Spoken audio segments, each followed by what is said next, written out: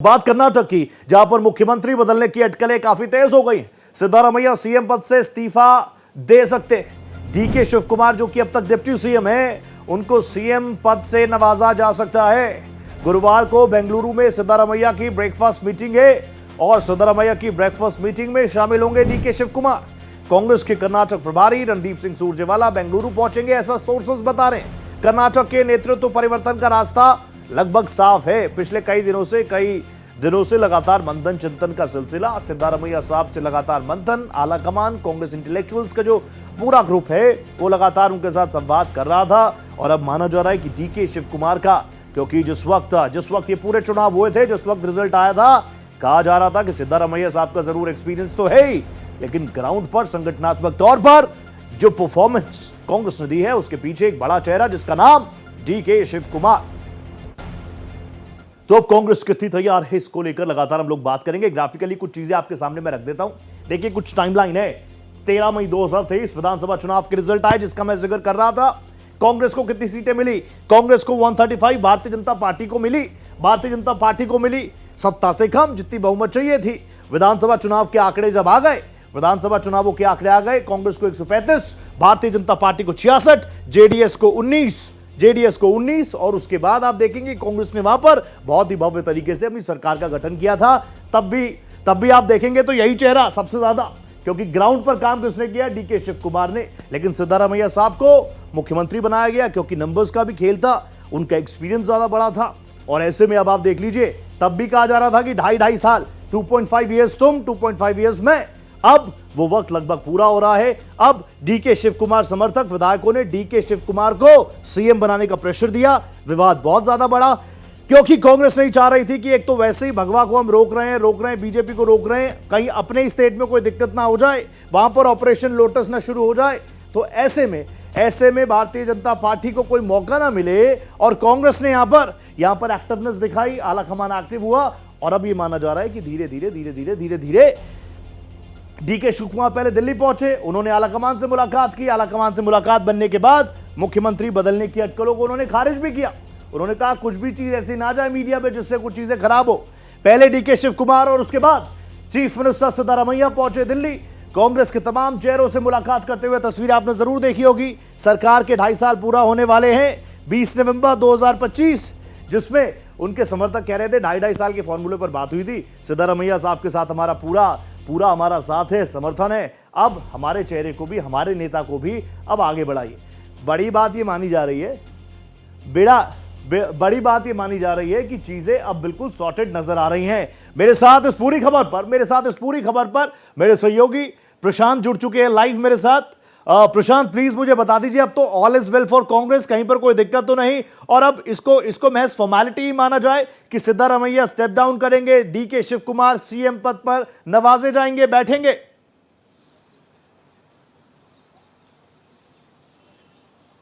जी बिल्कुल, देखिए रोहित, अब जो जितने भी घटनाक्रम हो रहे हैं वो इसी तरफ इशारा कर रहे हैं कि अब मुख्यमंत्री का जो ताज है वो डीके शिव कुमार से ज़्यादा दूर नहीं है। और जो सूत्रों के हवाले से जानकारी मिल रही है, कल जो कैबिनेट की बैठक है वो सिद्धरमैया के द्वारा बुलाई गई है और सुबह उनके आवास पर वो बैठक होगी। नाश्ते के ऊपर वो बैठक की जाएगी, जिसमें डीके शिव कुमार भी शामिल होंगे। हालांकि डीके शिव कुमार अभी दिल्ली में है और कल सुबह की अर्ली फ्लाइट लेकर वो बेंगलोर पहुंचेंगे और उस ब्रेकफास्ट मीटिंग का हिस्सा होंगे। और जो सूत्र बता रहे हैं कि उसी के अंदर ये स्पष्ट करेंगे सिद्धरमैया कि अब वो मुख्यमंत्री पद से इस्तीफा दे देंगे और करीब 10:30 से 11 बजे का समय तय किया गया है जब वो राजभवन जाके गवर्नर से मुलाकात कर सकते हो। यानी कि जो पटकथा है रोहित, वो पूरी लिखी जा चुकी है और जो तैयारियां हैं वो भी लगभग पूरी हो चुकी है। मैराथन बैठक जो है वो कल हुई थी, करीब 6 घंटे की बैठक कांग्रेस हाईकमान, मल्लिकार्जुन खड़गे, राहुल गांधी, सिद्धरमैया, डीके शिव कुमार, प्रभारी रणदीप सिंह सुरजेवाला के बीच में हुई थी।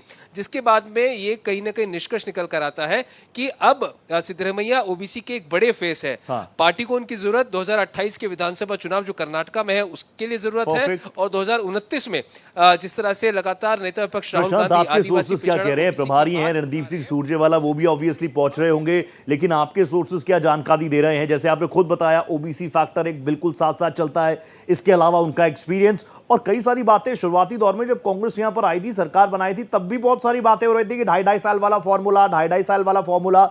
इससे अब कांग्रेस कहीं पर भी किसी भी तरीके से अनकंफर्टेबल कंडीशन में तो नहीं आएगी ना?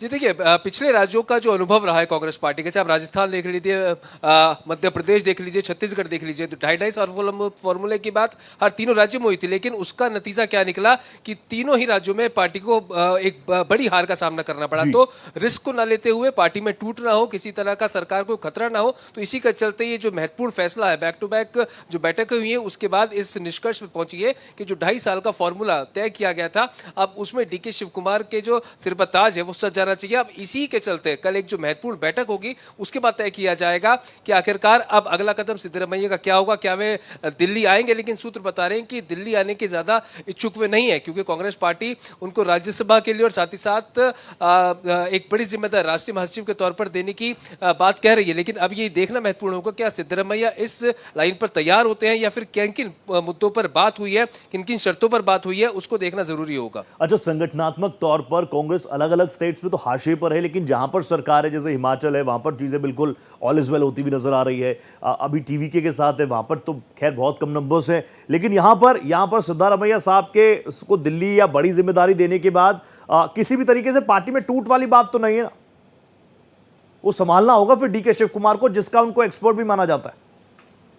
जी नहीं, जी बिल्कुल। देखिए रोहित, अगर आप डीके शिव कुमार का प्रोफाइल देखा जाए तो उनको जो एक तरह से कांग्रेस पार्टी में देखा जाता है वो संकट मोचन के तौर पर देखा जाता है। कई राज्यों में जब कोई भी सरकार को या फिर किसी चीज की अंदर खानी कोई टूट होती है, तो उसके लिए कांग्रेस हाईकमान डीके शिव कुमार को चुनता है, उनकी जिम्मेदारी लगाई जाती है अन्य स्टेट में मामले को संभालने के लिए। तो यानी कि एक संकट मोचक के तौर पर कांग्रेस पार्टी के लिए डीके शिव कुमार है। और उनके पेशेंस आप देखिए रोहित, 2.5 साल का फॉर्मूला तय किया गया था, लेकिन उसके बाद भी समय करीबन 5 से 6 महीने ऊपर बीत चुका है, लेकिन एक बार भी उनकी तरफ से कोई गलत स्टेटमेंट या फिर कोई प्रेशर पॉलिटिक्स नहीं की गई। तो इसी को देखते हुए अब कांग्रेस हाईकमान को भी लगा है कि जो वादा हमने किया था वो पूरा करना चाहिए, और उसका जो खामियाजा है वो पहले भुगत चुके हैं 3 राज्यों में। तो चाहते हैं कि कर्नाटका में इस तरह का जो सिचुएशन है, पिछले राज्यों में जो घटनाक्रम हुआ है, वो उसको ना भुगतना पड़े। और इसी के चलते अब जो फैसला है वो लगभग ये अब लिया जा चुका है कि डीके शिव कुमार अब कर्नाटक के अगले मुख्यमंत्री होंगे। कल 10:30 से 11 बजे गवर्नर के साथ मुलाकात होगी सिद्धरामैया की, और उसमें अपना इस्तीफा सौंप देंगे। लेकिन ये बात जरूर है रोहित की सिद्धरामैया के जो लोग हैं, जो खास लोग हैं, उनको सरकार में अहम जिम्मेदारी दी जाएगी। साथ ही साथ जो मौजूदा समय में जो प्रदेश अध्यक्ष है डीके शिव कुमार, उनको भी पद से हटाया जाएगा, और डीके शिव कुमार के जो करीबी है सतीश, उनको प्रदेश अध्यक्ष बनाया जा सकता है। तो तमाम चीजों पर जो है बातचीत लगभग तय है। अब यही देखना महत्वपूर्ण होगा कि रात में कोई सिद्धरामैया का मूड तो चेंज नहीं होता, क्योंकि दिल्ली आने से तो उन्होंने मना कर दिया, लेकिन एक बार हो सकता है फिर से राहुल गांधी और मल्लिकार्जुन खड़गे की अगर उनसे बातचीत होती है तो क्या कुछ सामने की चीजें निकल कर आई, क्योंकि अभी भी राहुल गांधी और मल्लिकार्जुन खड़गे की एक महत्वपूर्ण बैठक चल रही है। हालांकि ऑर्गेनाइजेशनल स्ट्रक्चर पर बताया जा रहा है कि बैठक हो रही है, लेकिन इसमें आप बिल्कुल ये मान के चलिए कि जरूर कर्नाटका का जिक्र भी जरूर हो रहा होगा, और कुछ ना कुछ एक फाइनल डिसीजन या फाइनल कॉल जो है वो भी इस बैठक के बाद लिया जा सकता है। और ये मान के चलिए कि एक बार फिर से राहुल गांधी या फिर मल्लिकार्जुन खड़गे टेलीफोनिक तौर पर सिद्धरामैया से बात जरूर करेंगे। अच्छा, एक आखिरी सवाल और बता दीजिए, अभी तो जैसे सीएम डिप्टी सीएम का फॉर्मूला लागू है, आगे भी लागू रहेगा? ऐसे कोई चांसेस?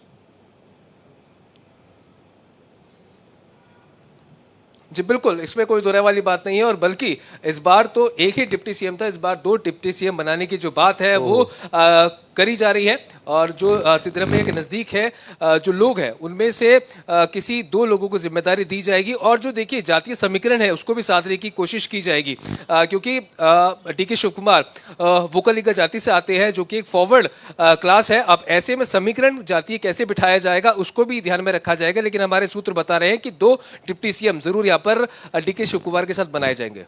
ठीक है। और मौजूदा परिस्थितियों में कर्नाटका में सारी चीजें ठीक नजर ही आ रही हैं। अच्छा, क्योंकि लगातार इस पूरे घटनाक्रम पर सबकी नजर है, अब सिद्धरामैया साहब इस्तीफा देंगे, उसके बाद वापस जो पूरी प्रक्रिया होती है, राजभवन वापस जाया जाएगा, महामहिम राज्यपाल जी से मुलाकात किया जाएगा, फिर शपथ ग्रहण कैसे?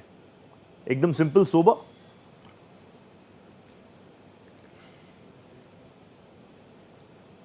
जी बिल्कुल, देखिए वो आगे की प्रक्रिया रहेगी किस तरह से स्टेट गवर्नमेंट उसको कराती है। हालांकि हर तरह से देखा जाता है कि जो शपथ ग्रहण समारोह होता है भव्य के तरीके से किया जाता है। तमाम जो कांग्रेस शासित राज्यों के जो मुख्यमंत्री है, तमाम बड़े लीडर हैं, वो वहाँ में पहुंचेंगे। लेकिन सबसे पहले अब देखा जाएगा कल 10:30-11 बजे जो सूत्र बता रहे हैं कि राजभवन पहुंचेंगे सिद्धरमैया और इस्तीफा देंगे। लेकिन उससे पहले जो कैबिनेट की बैठक होगी ब्रेकफास्ट के ऊपर, उसमें क्या संदेश देंगे, क्योंकि आज भी जब मीडिया से वो उनके सामने आए थे मीडिया कर्मियों के, तो उन्होंने कहा था कि मैं आज कोई बात नहीं करूंगा, कल ही बात करूंगा जो मुझे बात करनी होगी। यानी कि कल जब ब्रेकफास्ट पे जब मीटिंग होगी, जो कैबिनेट की मीटिंग होगी, उसके बाद जब मीडिया से वो बात करेंगे तो हो सकता है कि उसमें वो उस बात को कबूल करे और राजभवन जाकर अपना इस्तीफा सौंपे और उसके बाद ही आगे की जो प्रक्रिया है वो देखी जाएगी। ऐसा अनुमान लगाया जा रहा है कि शनिवार को शायद इस शपथ ग्रहण समारोह ये हो सकता है। पहले चर्चा थी कि 28 तारीख को होगा, लेकिन अब बताया जा रहा है कि 29 या 30 तारीख को शपथ ग्रहण समारोह हो सकता है। ठीक है, थैंक यू प्रशांत। नजर आप बनाए रखेगा, आगे भी जुड़ूंगा आपके साथ। फिलहाल ये एक बड़ा अपडेट है, ये अपडेट है कि सिद्धरमैया साहब जो है वो इस्तीफा देंगे। अभी तक लंबा मंथन चिंतन का दौर चल ही रहा था, मीटिंग्स का सिलसिला लगातार चल रहा था। डीके शिव कुमार ने भी दिल्ली दरबार में अपनी हाजिरी लगाई थी, उसके बाद सिद्धरमैया साहब आए थे। लेकिन एक बात बिल्कुल क्रिस्टल क्लियर है, कर्नाटक के चुनावों में एक एक कार्यकर्ता के जहन में यही बात थी कि इस बार डीके शिव कुमार को ही मुख्यमंत्री बनाया जाएगा। सिद्धरमैया साहब ऑब्वियसली एक बहुत प्रोमिनेंट चेहरे हैं, बड़े चेहरे हैं, और उनको उस वक्त इग्नोर नहीं किया गया। अब अंदर खाने जिस तरह की बातें निकलकर बार बार सामने आ रही थी कि ढाई साल के लिए तो अब आप देख लीजिए 2023 से पूरी वो टाइमलाइन हमने आपकी टीवी स्क्रीन पर रखी हुई है ग्राफिक्स के जरिए, जहां पर कांग्रेस की सरकार बनी थी। आप जान रहे हैं विधानसभा चुनाव का रिजल्ट 13 मई 2023 को आया था और कांग्रेस के लिए काफी खुशियां लेकर आया था। कांग्रेस को 135 सीटें मिली, बीजेपी को 66, जेडीएस को 19 और अन्य को 4 सीटें मिली थी। लेकिन अब यह माना जा रहा है कि सिद्धरमैया स्टेप डाउन होंगे और अब डीके शिव कुमार कर्नाटक में कांग्रेस की कमान संभालेंगे, चीफ मिनिस्टर पद पर नवाजे जाएंगे।